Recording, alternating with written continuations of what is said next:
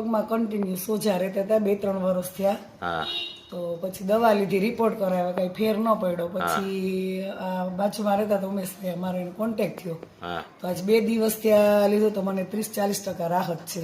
અને દુખાવો દુખાવો બહુ જ થતો, સતત ચાલી શકાતો નહીં. આજે આપણે બીજો દિવસ જ છે. હા, આજે બીજો દિવસ. એક્યુપ્રેશર પોઈન્ટ કર્યા, કાલે કર્યા હતા ને આજે કર્યા.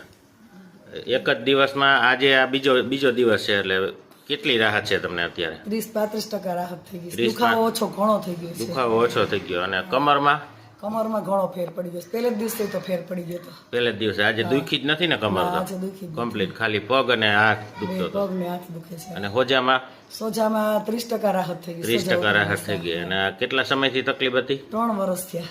3 વર્ષથી હોજા અને દુખાવાનો. રિપોર્ટ બધા કરાવી લીધા હતા. રિપોર્ટમાં કઈ મળતું જ નહોતું કાંઈ. ચિકનગુનિયા થયો તો તે પછી આ તમને પ્રોબ્લેમ હતો? ત્યાર પછીનો આ પ્રોબ્લેમ છે. ચિકનગુનિયા થી પછીનો પ્રોબ્લેમ એમ